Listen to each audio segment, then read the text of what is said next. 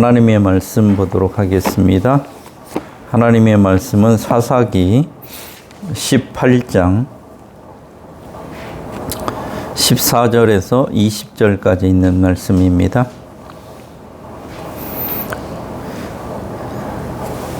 전에 나이스 땅을 정탐하러 갔던 5사람이 그 형제들에게 말하여 이르되 이 집에 에봇과 드라빔과 새긴 신상과 부어 만든 신상이 있는 줄을 너희가 아느냐. 그런즉 이제 너희는 마땅히 행할 것을 생각하라 하고 5사람이 그쪽으로 향하여 그 청년 레위 사람의 집 곧 미가의 집에 이르러 그에게 문안하고 단 자손 600명은 무기를 지니고 문 입구에 서니라.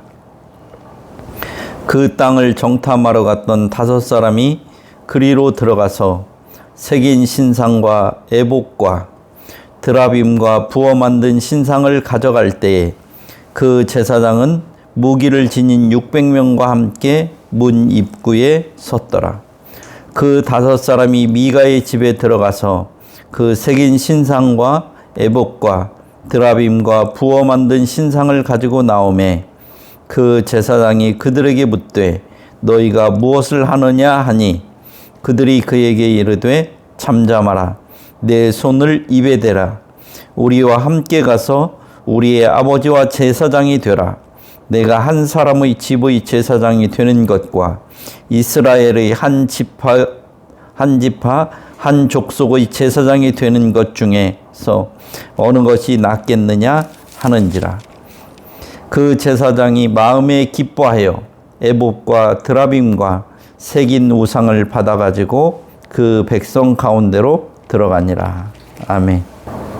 사사기 18장은 단지파가 정착지를 찾는 과정을 담고 있는데 아이러니하게도 정착지를 찾기 전에 한 가족을 약탈을 하는데 그 사람의 재산을 빼앗는 것이 아니라 신상을 약탈하는 것이 특이합니다. 이 사람의 집에 여러 가지 신상 말고도 다른 것들이 많이 있었을 텐데 그런 것들을 빼앗지 않고 신상을 빼앗는다는 게 특이합니다. 싸움을 하려고 그러면은 군인들이 먹어야 될 곡식이라든지 의복이라든지 전쟁을 하기 위해서 필요한 것들이 더 많이 있었을 텐데 그런 거에는 전혀 관심을 안 두고 신상과 관련되는 이런 것들을 빼앗는다는 게 참 특이합니다. 우리들 같으면 부잣집에 가서 뭘 빼앗을 게 있다면은 뭘 빼앗겠습니까? 우리 같으면 돈이나 주식이나 금이나 은이나 아니면 다이아몬드나 귀금속, 고가의 물품이나 명품 이런 것들을 빼앗지 않겠습니까? 그거 신상 만들어 놓은 거 그까짓 무슨 관심이 있겠습니까? 근데 이 사람들은 그런 거에는 아무런 관심이 없고 신상에 그렇게 관심이 많았다는 것이 참 특이합니다. 이 정탐꾼들은 우상을 섬기는 데 필요한 신상과 제사장의 옷과 이런 것들을 차지하기 위해서 혈안이 되어 있는 것을 볼 수 있습니다. 더 재미있는 것은 그 신상을 가지고 있었던 사람이 이방인이 아니라 이스라엘 백성 에브라임 산지에 사는 미가요, 유다 가족에 속한 레위인이라는 것입니다. 이 말은 이스라엘 사람들이 다른 민족 다른 사람들에게 무엇을 빼앗는 게 아니라 이스라엘 사람이 이스라엘 사람을 약탈하는 것입니다. 이스라엘 백성들이 서로 신상을 가지겠다고 다투고 있는 모습입니다. 이방인에게서 우상을 몰아내도 시원찮을 판인데 서로 신상을 갖겠다고 이스라엘끼리 싸우고 있는 것은 코미디도 이런 코미디가 없는 것입니다. 이런 배경을 알고 성경 본문을 보면 너무너무 재미있기도 하고 어처구니 없기도 합니다. 정탐꾼들의 하는 말이 걸작인데 미가의 집에 이런 것들이 있는지 아느냐고 사람들에게 묻습니다. 미가의 집에 신상도 있고 에봇도 있고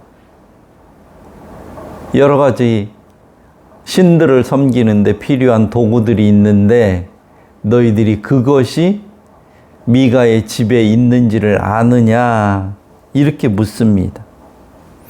아마도 많은 사람들에게 미가의 집에는 격식을 갖춘 제대로 된 신상과 신당이 있고 레위 출신의 정통파 제사장도 있다는 소문이 나 있었던 것으로 보입니다. 그렇기 때문에 14절에 있는 것 같은 이런 이야기를 하는 것이라고 생각이 듭니다. 그리고 나서 하는 말이 무슨 말인 거니? 이제 너희는 마땅히 행할 것을 생각하라고 하는데 이게 무슨 의미이냐 이 말입니다. 간접적이고 은밀하게 그것들을 탈취하도록 선동하는 것으로 아주 야비한 행동입니다. 자신들의 행동이 정당하지 못하기 때문에 꺼림직한 행동을 직접적으로 드러내놓고 말하기보다는 은근히 그런 것들을 우리가 차지해야 되지 않느냐 하면서 자기들의 속내를 이렇게 간접적으로 드러내는 그런 행위인 것입니다.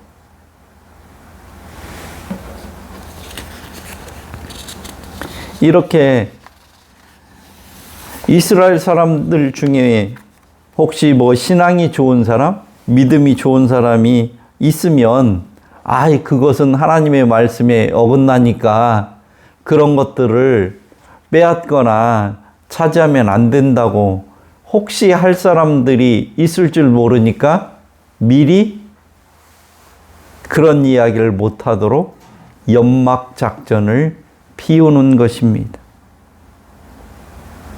그런데 이 단지파 사람들 중에는 그렇게 많은 사람이 있었음에도 불구하고 올바른 이야기를 하는 사람이 한 사람도 없었던 것으로 보입니다. 600명의 군인들이 무기를 들고 문 입구에 서서 오히려 공포 분위기를 조성하고 자신들이 하고자 하는 일을 방해하지 못하도록 합니다. 그러고 난 후에 이 정탐꾼들은 신상과 에봇과 드라빔을 도둑질합니다. 이렇게 되자 미가의 집에서 미가의 제사장이 되어서 거기에서 돈을 받고 살았던 레위인은 이제는 자기가 할 일이 없어질까 봐서 이 정탐꾼들에게 너희가 무엇을 행하느냐고 이렇게 항의를 합니다. 자기가 먹고 살아야 될 이러한 도구가 빼앗겨져 버리는, 없어져 버리는 이런 상황이 되자 레위인이 정탐꾼들을 향해서 너희가 지금 무엇을 하느냐라고 이렇게 묻습니다. 이 말을 듣자 잠잠하라. 내 손을 입에 대라고 합니다. 손을 입에 댄다는 말이 무슨 말입니까? 더 이상 아무 이야기도 하지 말아라. 더 이상 딴소리를 한다면 가만 놔두지 않겠다, 그런 말입니다.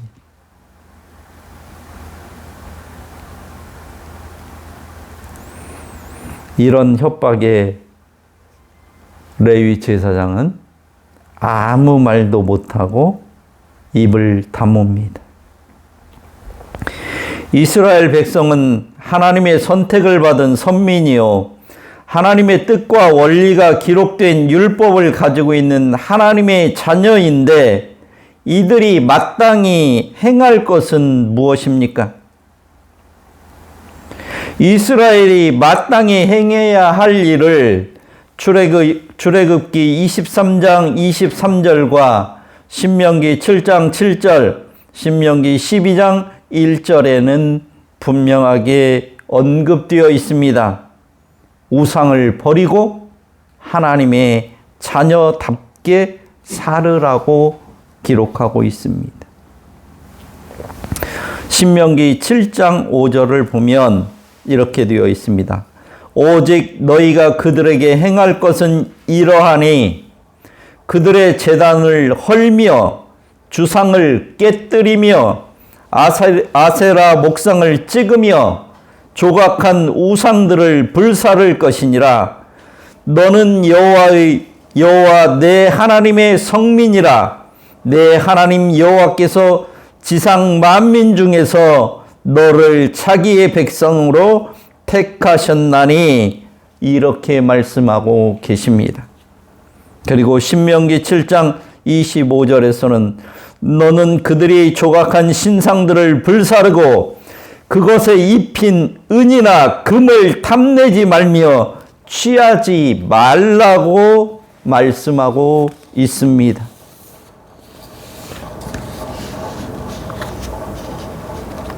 그러면서 신명기 12장 1절에서는 내 조상의 하나님 여호와께서 내게 주셔서 차지하게 하신 땅에서 너희가 평생에 지켜 행할 규례와 법도는 이러하니라, 이렇게 말씀하시고 2절에서 너희가 쫓아낼 민족들이 그들의 신들을 섬기는 곳은 그 모든 곳을 너희가 마땅히 파멸하며 그 제단을 헐며 주상을 깨뜨리며 아세라상을 불사르고 또 그 조각한 신상들을 찍어 그 이름을 그곳에서 멸하라.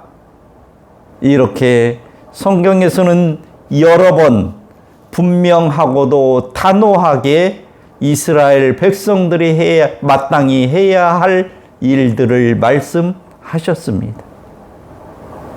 그럼에도 불구하고 지금 단 지파와 레위 제사장 그리고 미가는 서로 이 신상들을 차지하려고 이렇게 애쓰고 있는 모습들을 보고 있습니다. 하나님은 기드온이 한 것처럼 바알과 아세라상과 그 제단을 파괴하고 새로 쌓은 제단 위에 숫송아지로 여호와 하나님께 번제를 드림으로 우상과 그 제단을 회파하고 여호와 하나님이 어떤 분이시며 무엇을 원하시는 분이신지를 확실하게 보여주라고 말씀하신 것입니다. 이스라엘 백성은 하나님의 자녀들로서 마땅히 행할 것을 생각해야 하고 마땅히 행할 일을 행해야 했습니다. 그런데 단지파 사람들이 마땅히 행할 것으로 생각해서 한 행동이 본문 17절과 18절에 있는 것처럼 남들이 섬기는 우상을 빼앗아서 자기의 신으로 섬기려고 혈안이 되어 있는 것입니다. 이 일은 하나님의 백성인 이스라엘 사람으로서는 당연히 해서는 안 되는 일이며 하지 말아야 할 행동인 것입니다. 이것은 하나님과의 관계 속에서 레드라인을 넘어가는 행위로 자기들 스스로 하나님의 백성이 아니라고 선언하는 행동입니다.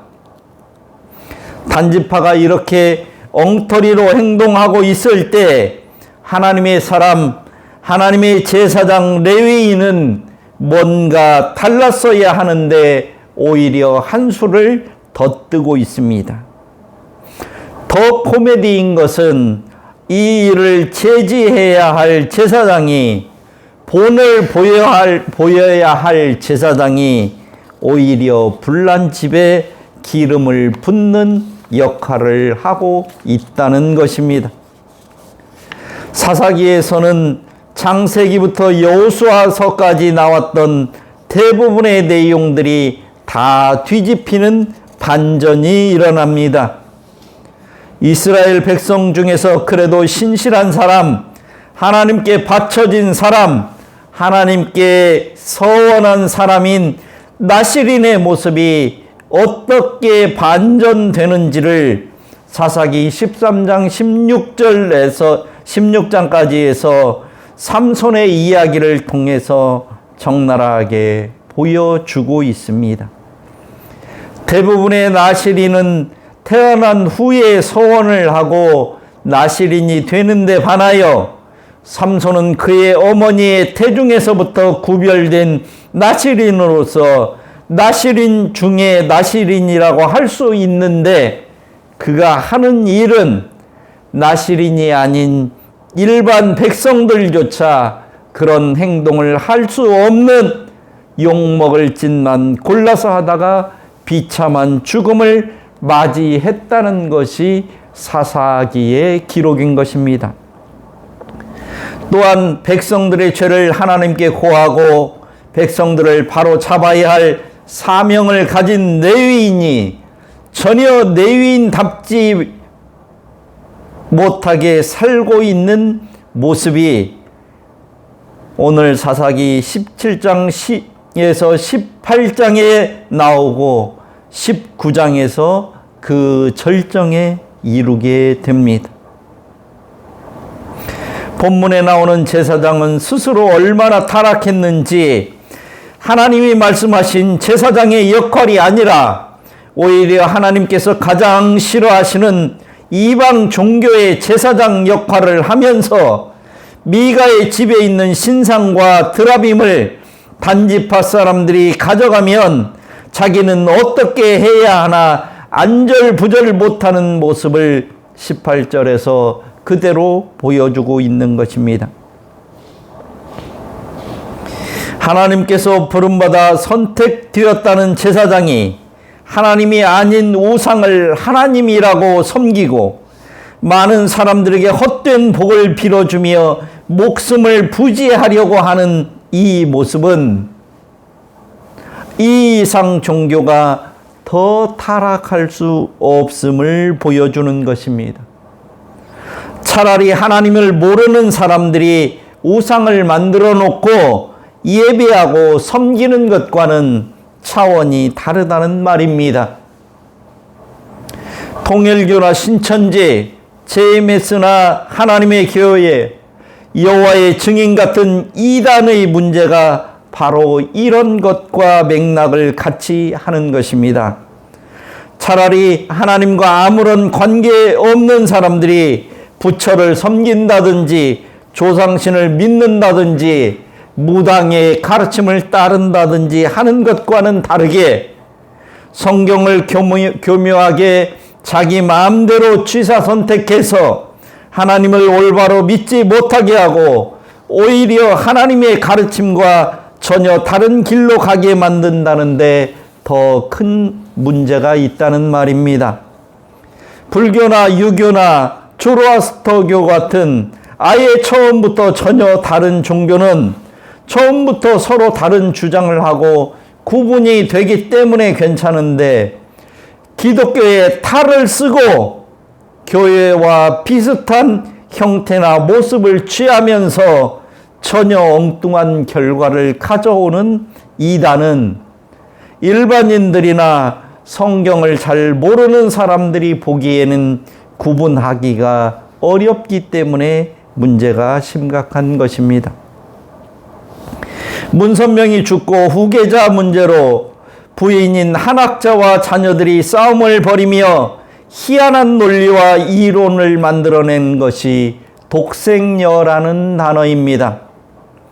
성경에서 말하는 독생자, 예수님을 가르치는 독생자라는 말은 사람들이 일반적으로 생각하고 있는 외아들이라는 의미를 포함하고 있기는 하지만, 이보다는 독특한 방식으로 태어난 분이라는 의미가 본래적인 의미인 것입니다. 이 세상에서 오직 예수만이 성령으로 잉태된 분이요 동정녀를 통해 태어나신 유일하고 독특한 분이라는 의미로서 성경은 독생자라고 하는 것이지, 이 세상에서 아들 하나만 낳아서 하나만 있는 아들이라는 외아들이라는 의미가 아닙니다. 본질적으로는 이렇게 오직 하나님에 의해서 인간의 방식으로 태어나지 아니한 유일하신 독특한 분이라는 의미가 성경이 말하는 독생자라고 하는 의미의 본질적인 의미인 것입니다. 한학자가 이렇게 예수님처럼 특별하고 유일한 방식으로 태어난 사람이라는 증거가 무엇이 있습니까? 통일교의 헤게모니를 쥐고자 자식들과 다투고 있고, 각종 이권 사업을 위해 국내외에 무차별적으로 뇌물을 뿌리고 정치 권력과 야합해서 사익을 취하려고 발버둥 치다가 감옥에 가게 된 노욕이 가득한 추악한 여인네에 불과한 것입니다. 통일교는 문선명이 죽고 한학자가 독생녀로, 하나님의 교회는 안상홍이 죽고 장길자가 어머니 하나님으로 등극한 것은 다름이 아니라 교주 문선명도 교주 안상홍도 죽음 앞에 무기력한 사람에 불과하다는 것을 스스로 자인하고 있는 것이고, 그것을 입증해주고 있을 뿐인 것입니다. 문선명이 메시아요 안상홍이 하나님이라면 지금도 살아 있어야 할 텐데, 그의 후계자로 한학자와 장길자가 필요한 것을 보면 그들의 주장이 얼마나 허구인지를 잘 보여주고 있는 것입니다. 이런 이단들이 판을 치고 번성하고 있는 것은 성경을 올바로 깨닫지 못하게 하고 맹목적으로 맹신하게 만든 종교 지도자들의 책임이 크다는 것은 부인할 수가 없는 것입니다. 하나님의 말씀보다 현세의 복의 눈이 먼 자들에게 참된 진리와 영원한 복음을 깨쳐주기보다는 그들의 욕구에 맞추어서 하나님의 말씀을 전한 자들의 책임이 크다는 말입니다. 이 생의 자랑과 영화를 누릴 수 있다는 기복주의적인 욕망을 채워주기에 급급한 잘못된 종교 지도자들 때문에 이런 현상들이 한국 교회에 벌어지고 있는 것입니다. 19절을 보면 어느 것이 낫겠느냐는 제안을 합니다.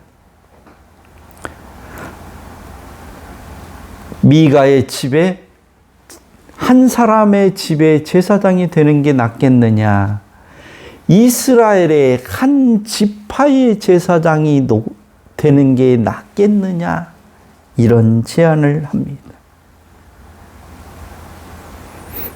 자신의 사리사욕에 눈이 먼 제사장에게 우리와 함께 가서 우리의 아버지와 제사장이 되는 것이 어떻겠냐라는 이 제안은 정말로 멋있는 말이요, 누가 들어봐도 감동적인 말이요, 그럴듯한 제안으로 보입니다. 그런데 이것은 전혀 올바르거나 지혜로운 제안이 아닙니다. 레위인의 관점에서는 가장 지혜롭게 한 행동이, 가장 자기에게 유익하다고 생각해서 선택한 일이 하나님의 관점이나 하나님 보시기에는 가장 어리석은 선택이요 행동인 것입니다. 내가 한 사람의 집의 제사장이 되는 것과 이스라엘 한 지파 한 족속의 제사장이 되는 것 중에서 어느 것이 낫겠냐고 물으면서 올바른 선택을 하도록 하는 것 같지만, 이런 제안을 하는 자도 이런 제안을 받는 제사장도 이미 하나님께서 말씀해 주신 원칙이나 원리에서 벗어나 있기 때문에 어떤 선택을 하든 아무런 의미가 없으며 하나님과는 전혀 무관한 일이라는 말입니다. 마가의 집에서 의리를 지키기 위해 한 사람을 위한 미가의 제사장이 되든지, 단지파를 쫓아가 한 지파의 제사장이 되든지 아무런 의미가 없다는 말입니다. 하나님을 떠난 행위는 그 모습이나 결과가 어떠하든지 무의미한 것입니다. 레위인은 이미 여호와 하나님의 종이 아닙니다. 돈만 주면 어디서라도 가서 무엇이든지 할 수 있는 싹군에 불과한 것입니다. 마땅히 머물 곳이 없어서 여기저기를 떠돌 때 미가는 그를 자기 집에 머물 수 있도록 해주었고 자기의 아들처럼, 자기의 가족처럼 여겼지만 눈앞의 이익을 위해 은혜를 헌신창처럼 버려버렸을 뿐만 아니라 주인의 재산을 도적자를 하는 일에 적극적으로 동참했습니다. 장사치도 최소한의 상도리와 의리를 지키는데 종교 지도자라는 자가 이렇게 표리부동한 행동을 서슴지 않고 하면서도 부끄러워하는 모습은 찾아볼 수가 없습니다. 이 레위인은 자기의 이익을 위해서 한치의 망설임이나 고민을 하지 않고 자기의 집을 버리는 이런 일을 서슴지 않고 했습니다. 이 행위 자체가 배은망덕한 행위입니다. 18장 15절을 보면 소년 레위 사람의 집, 곧 미가의 집에 이르러 문안하고라는 말을 통해서 미가의 집이 제사장의 집이요, 제사장의 집이 미가의 집이라는 것을 분명히 하므로 이 레위인의 행위가 얼마나 파렴치한 행위인지를 보여주고 있는 것입니다. 자기의 유익을 위해서 자기의 집도 팔아먹고 자기의 나라도 팔아먹을 수 있다는 이 얘기를 성경은 지금 이렇게 기록하고 있는 것입니다. 입으로는, 말로는 하나님을 언급하고 하나님의 제사장인 척 하면서도 마음으로는, 행동으로는 자신의 이익만을 따라 살아가고 있는 이율 배반적인 모습을 보여주고 있는 것입니다.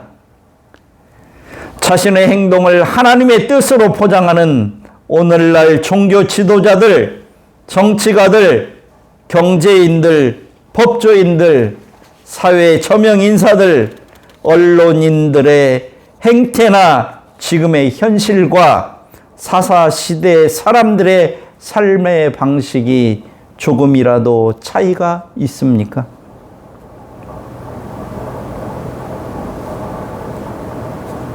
오히려 더 영악해지지 않았나, 그런 생각이 많이 드는 것이 사실이라는 말입니다. 그러기 때문에 하나님을 알지 못하는 자들이 하나님이 어떤 분이신지도 모르면서 기독교를 배척하고 기독교를 개독이라고 이렇게 얘기하는 이런 상황이 되지 않았냐 말입니다.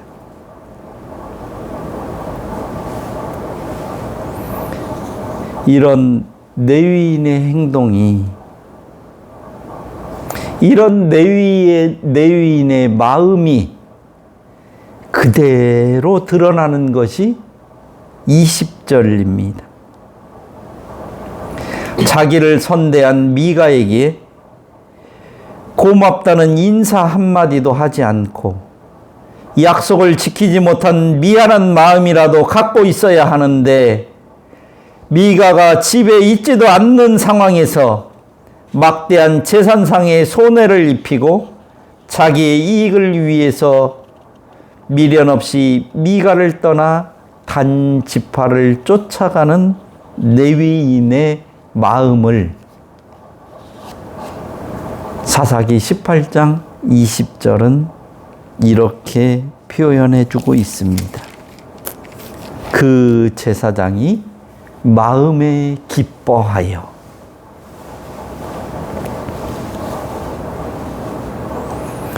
이 레위인 제사장이 마지 못해서라든지 억지로나 강압에 못 이겨서 어쩔 수 없이 주인을 배반하고 미가를 떠나는 것이 아니라 마음에 기뻐서 이렇게 행한 것이라고 성경은 기록하고 있습니다. 인간이라면 그렇게 해서는 안 되는 행동을 하는 것을 아무 꺼리낌 없이 오히려 합당하게 여겨서, 선하게 여겨서, 유익하다고 생각해서 자기 몸만 떠나는 것이 아니라 미가의 집에 있던 우상들까지 챙겨서 떠났다는 말입니다. 하나님을 배반한 이스라엘, 레위인, 미가, 단지파 모두가 어쩔 수 없어서 하나님을 떠나는 것이 아니고 즐거운 마음으로, 기쁨으로 하나님을 떠났다는 말입니다. 하나님을 떠나서 우상을 섬기는 것을 합당하게 여겨서 미가의 집에 있던 우상을 서로 차지하기 위해 밀당을 하고 사투를 벌였다는 말입니다.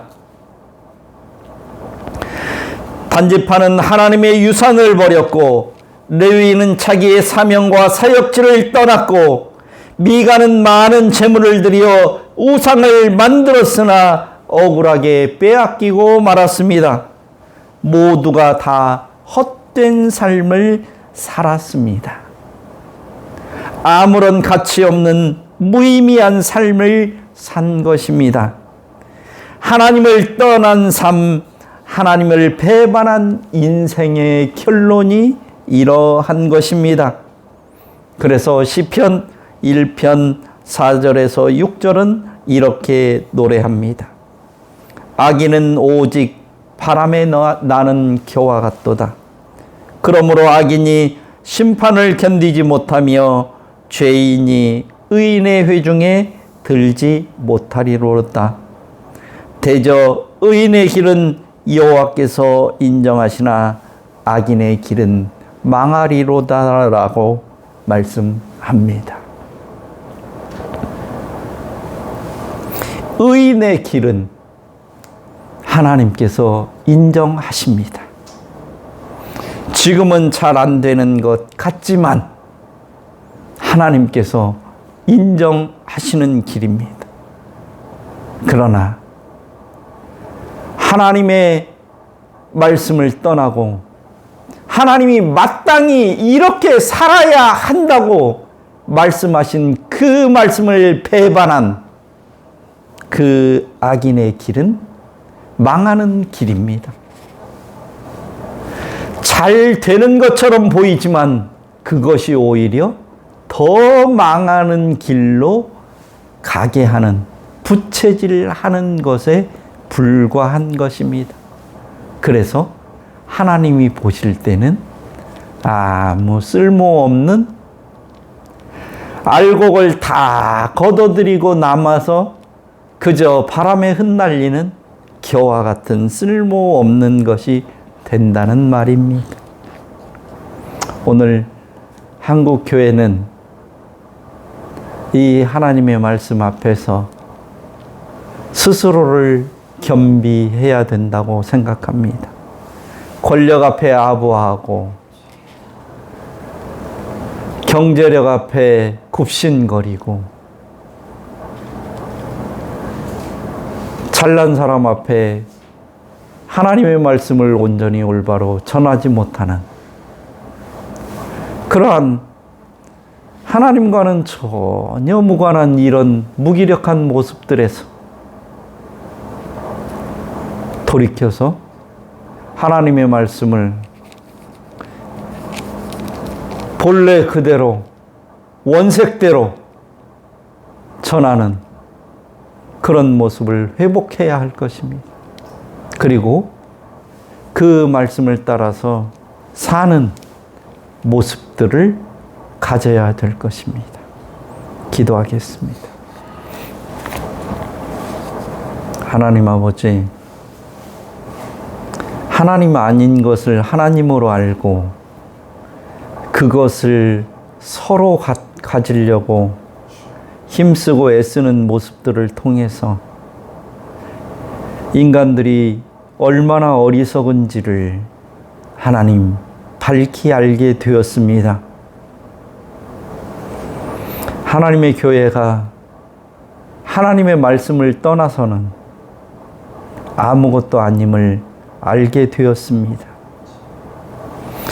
하나님의 말씀을 올바로 전하지 않는 목회자들이 이 땅의 이단들을 양성하고 교회를 파괴하는 세력임을 깨닫게 되었습니다.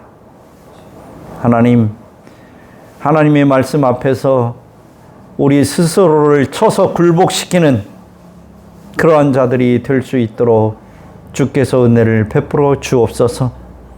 그래서 하나님, 우리들이 하나님의 백성답게 이 땅을 살아갈 수 있도록 주의 성령께서 날마다 일깨워 주시고 인도하여 주옵소서.